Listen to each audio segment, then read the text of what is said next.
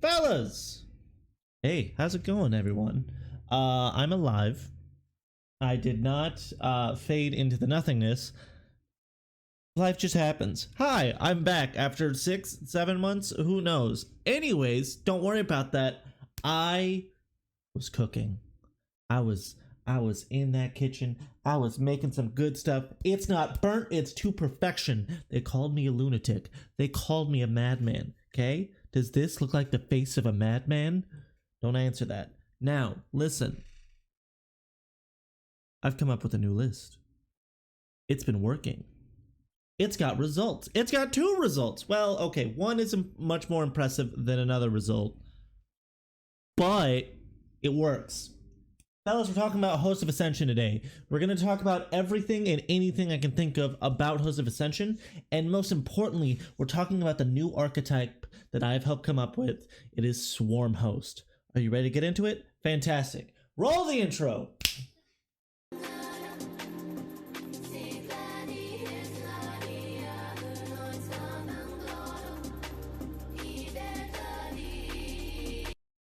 Hi, this totally isn't the next day or anything like that. I swear I'm wearing the same clothes. I'm not totally re-recording this entire thing because during editing I realized I talked for 40 minutes about nothing. Anyways, wasn't that a sick intro? I hope he could be in this video today, but I'm sticking to the bit, so no dog for you. Anyways, let's get into Swarm Host. What's really going on with this list? Why did I make it? What is going on? So, took it to Cali Cup, 8 rounds. I decided I hated myself, right? So I wanted to bring a list that would really destroy my body over those 8 rounds, right? And I think I came up with something pretty cool because one night after the points drops, I'm looking and I noticed that about 120 neophytes and about 40 acolytes, 160 bodies is roughly about 1,200 points. That's kind of disgusting. So, I go, and my little brain has always liked Swarm List, Horde List, Carpet List, ever since I started out in 8th edition with my first RTT being something to where I brought 300 gaunts. It was fun, right? That's the type of list I like to do. Even in Index, I brought 120 neophytes to BAO and went 5-1. I like Carpet Lists, okay? It's my type of ish. And now I have a Carpet List to where my Carpet still leaves me 800 points of support to do something around it, right? And so we went with that. We throw in 2 mortars for the crossfire buff. We throw in 2 pure strain acolytes to take the mid board, as well as keep my opponent back an extra turn to just stall until round 2, essentially. I even brought 5 metas. A lot of people were questioning that.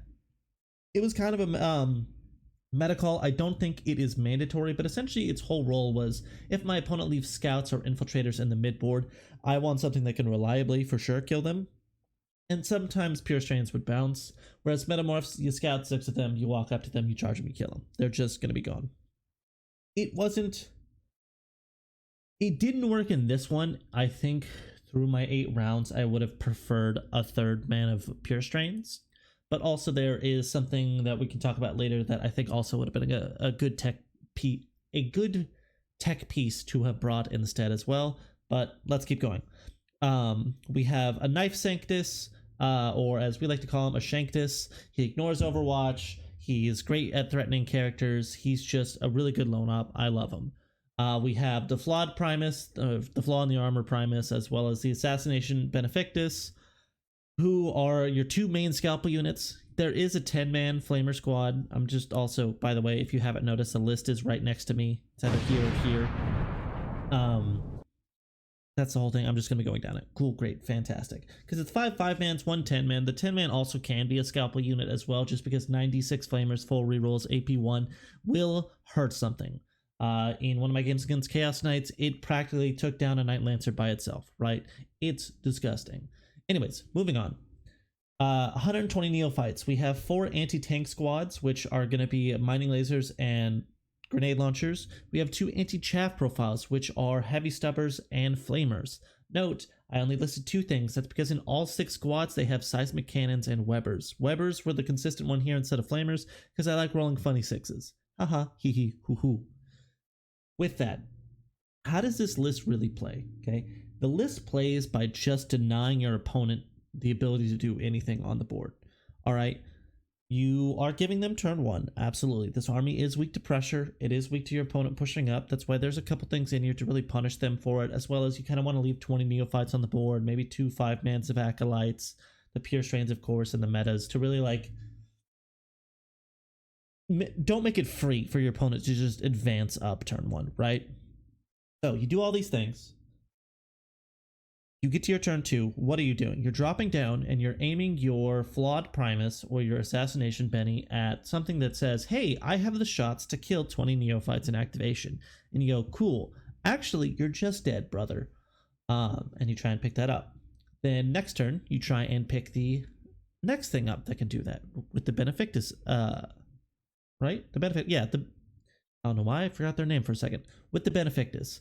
Now what you have done is with 2 units, try to take out their most threatening things as well, right?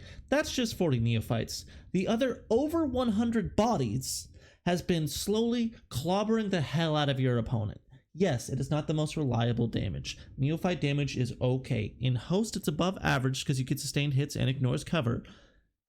Also, you just have flame acolytes, little flaccos, to run around and just eat up all of their chaff, eat up all of their trading units, and just trade really well. You're taking away all their resources to do actions with their small cheap stuff that they don't care about. Now they've got to do it with the big stuff, but also you have over 200 OC just sitting on points, beating the hell out of that good stuff.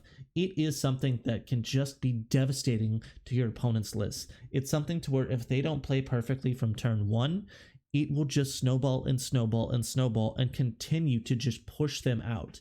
It's really rough for them.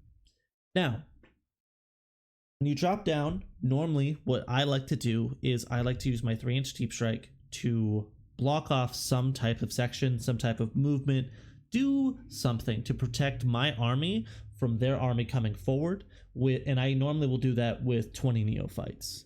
It's something to where you have enough bodies, you could even like touch a point, string up, and then still make a wall somewhere, right? If they're playing parking lot, if it's like Sisters with like all Castigators, Immolators, and Exorcists, they are sitting in their deployment zone. They are absolutely just going to sit in their deployment zone because you have enough bodies to just string to block 2 avenues and really make their life hell.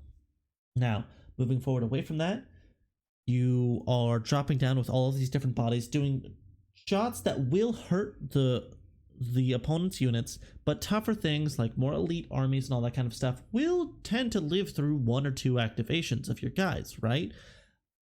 5 Hand Flamers isn't going to kill 5 Deathwing Knights or anything like that. However, a full Neophyte squad, maybe some Flaccos into them will bring them down, maybe 2 guys, right? Maybe 3 if you're lucky or something like that. Maybe they had to use Armor of Contempt somewhere else, so yeah, you did kill a majority of them. Now what do? You say charge. In my 8 games, I charged just about every Neophyte squad that I could. I played into World Eaters twice. You want to know something that's really funny you can do? So when Angron doesn't have sustained hits up, you say, I would like to charge Angron with 20 Neophytes, because that motherfucker is going to sit there. They do not have access to fall back and charge. You have now denied them the ability to use their Angron how they want to on their turn, because he is going to be touching 2 little idiots. And that's beautiful. That's perfect. I love that. You have all of this OC, you have all of this board control, you have all of these trading pieces, you have something to where the list itself can just run and do what it needs to do even without Cult Ambush. Now, if you get Cult Ambush, it really hurts your opponent. And if you spike in a way to where you have an above average, or even honestly just average, it's kind of backbreaking. It, like, I have seen opponents just mentally be defeated, that it's just like they don't want to continue. If you pick up 80 bodies and your opponent rolls 3 dice and says, actually, they're just going to come back next turn, I would concede, and most people kind of did. This list is great into T3 matchups, Eldar, Drukhari, some variations of Sisters, although a lot of them are very mech heavy right now, but even then I'm kind of big chillin'. I don't know, maybe that's just me. Maybe I'm just cocky against Sisters, who knows. Into T-Suns, it's hilarious because you go, yeah, you overwatch one thing, oh great, anyways, your marine bodies, please leave the board. Uh, you just kind of ignore Magnus as well because he can't really deal with 20 guys that well. Like, he'll hurt them, he will devastate them. He doesn't really kill them, right? So it is what it is. Now, with that being said, there are some harder matchups. There are, of course, things like Blood Angels hurts, Orcs hurts. Honestly, the type of armies that just have incidentally a lot of chaff shots, right? Especially melee armies. I would say World Eaters can hurt, but I played into World Eaters twice and I just kind of wasn't bothered. I knew that World Eaters are elite enough that how the game is going to match up is they might have a strong lead if they go first. If they go second, it's kind of not even a game. But anyways, if they go first, yeah, they'll be in my face, they'll be all over the board, but you have enough stuff and enough attrition that they really do have such an elite army that you really just punish them for it. You just kind of pick up all of their stuff slowly over turn. And Angron, I haven't worried about him too much. In some games, I kill him immediately just because I can. In some games, I just kind of don't care. And I just say, here's some neophytes every turn. Keep eating, big guy. We love it. Yeah. Outside of that, I think right now the meta is very vehicle heavy. And wanting to deal with that, that's why Necrons like are bringing like annihilation barges and shit like that, right? Like that flat 4 damage, really good. Except into 1 wound guys who just kind of don't give a shit, right? You kind of want 4 1 damage things into them instead.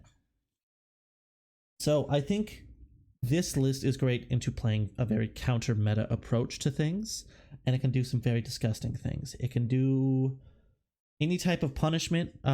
Really make sure that you are setting out your cult icons. That way your opponent has to deal with screening out Deep Strike, worrying about rapid ingress. Oh, but also these cult icons are coming in as well, and they can 3-inch as well, and you're presenting your opponent with like 4 different things they have to worry about on how you're going to get to them. And I've had them just kind of like short circuit, and maybe they don't walk to a point, or they don't put guns on a point that's going to be empty because they're like, oh, well, there's nothing on it, I'll go focus on anything. Oh, and floof rapid ingress, and there's 20 neophytes on that point, and it's sticky, and those neophytes are now going to walk at me and hug me, so I physically can't go get to that point. Crap, now they're scoring it. You know, it is something that gives you the tools to be as mean to your opponent as you as mean as you can be, to be honest. It's not a nice list. It really isn't. I've stopped playing it at local RTs because I want to grow a healthy community. I don't want to grow a community that hates me. Anyways,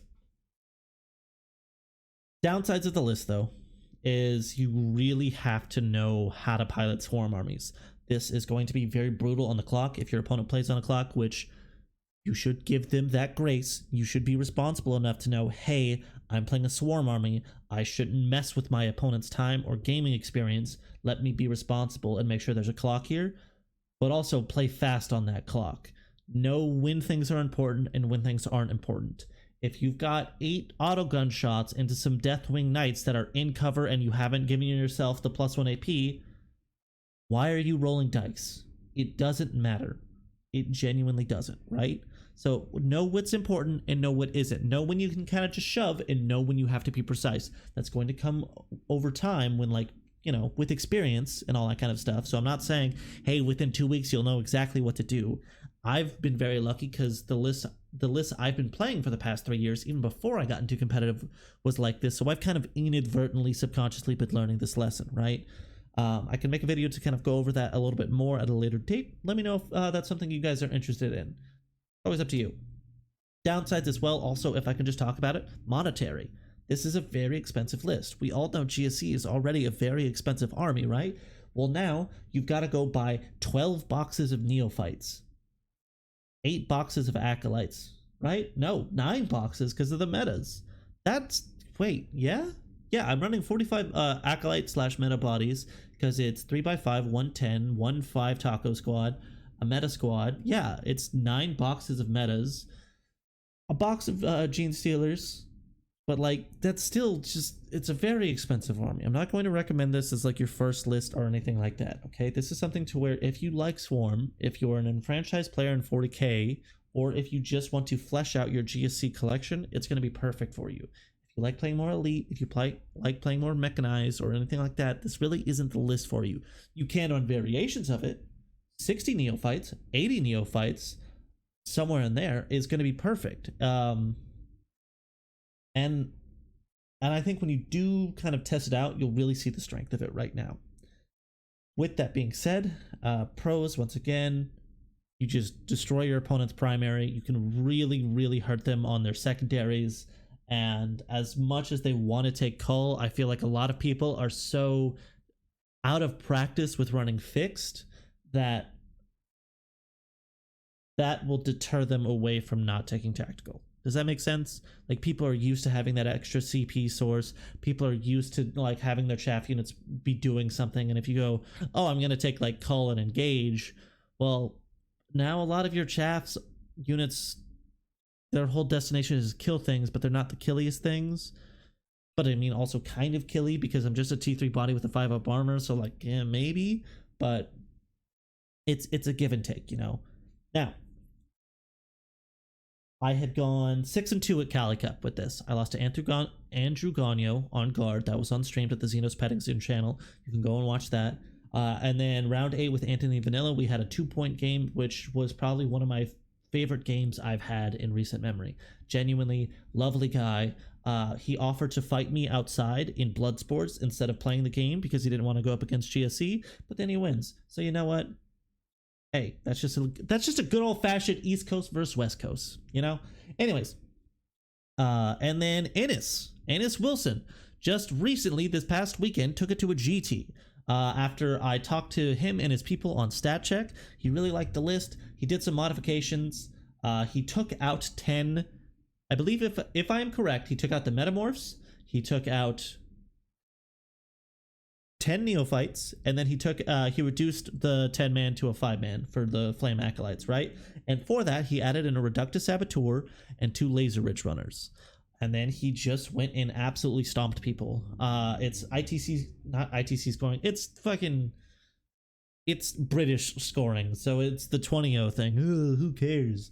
Over here, we stand the 100. But anyways, he was getting 20-0s. I think in total he dropped, but it was like 7 points, 8 points out of the whole event. It was like 20, 20, 19, 18. And then it was only in the mirror where he got the 15-5, which still just like, that's amazing. Ennis is a fantastic player, and obviously Ennis's whole thing is that he likes to steal good lists from better GSC players. That's why he's taken Eric's Outlander list, Danny's Brood Surge list, and now my Swarm Host list. I'm just gonna let that sit there. Listen, I'm kidding. I'm throwing shade. Ennis is a better player than I am, and honestly, to see the list actually be piloted to that level and just dunk on people, it fills me with a sense of pride. Obviously, like, someone could have made the list at some point like that. I'm not going to be like, I am the greatest list builder of all time. I mean, like, the archetype has existed in GSC. I just kind of pointed it out to people, but it did well. I think it'll do really well in your hands. I have 2 people that I coach that I talk to pretty frequently, and when they were testing out the list, they thought it was amazing. So really, try it out. If you don't have the money for it, play it on TTS. Your friends will hate you, and it'll be really funny, and you can go laugh at them about it all week.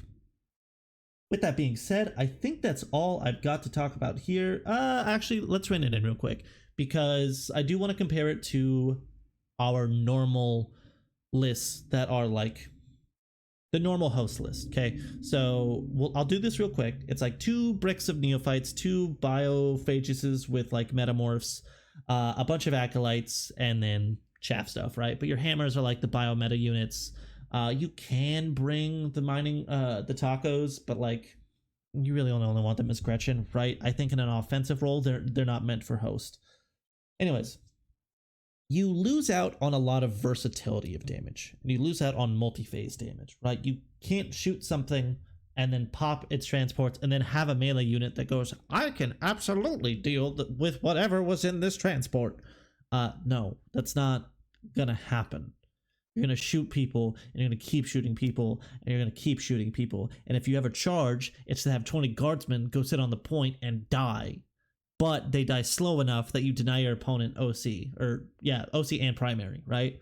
So, you lose out on a phase of damage as well as a more multifaceted damage. There are things that biometas can deal with that neophytes will never be able to deal with, no matter what kind of buffs you get them, right? Now, that being said, the inverse is also very true, right? Neophytes do not care about fights first. They just don't, right? And there's just more primary denial. There's more board control. There's essentially what it is you're saying the normal list says that host is the highest damage attachment, right? And then you go, cool, I'm going to go be the highest damage. And then the current list says, I'm going to let the high damage of my detachment kind of be a buffer, and I'm not going to bring damage outside of the 2 units, right? So I think it's good. It's very skew. So if you don't like skew, then you're not going to like the list, but try it out. Let me know how you like it. It's good to be back. I hope you guys enjoyed this video. I tried shortening it. The other one was like 40 minutes and I was just kind of rambling aimlessly. So I hope you liked a little bit more of a directed approach. If you guys do like it, go ahead and make sure to hit the subscribe button, leave a comment, leave a like, all that kind of stuff. I'm going to be getting a Discord and a Patreon up soon, just so I have more reason and more reminders to actually not let my ADHD discourage me from making videos and putting content out for you guys. I made a vlog also about Cali Cup, so I'll be putting that out pretty soon, hopefully, so you guys can really see what it's like to go to bigger events and hopefully get yourself out there. So y'all have a lovely day. Do I have an outro yet? No? Hey, join a cult. Bye. Roll the outro.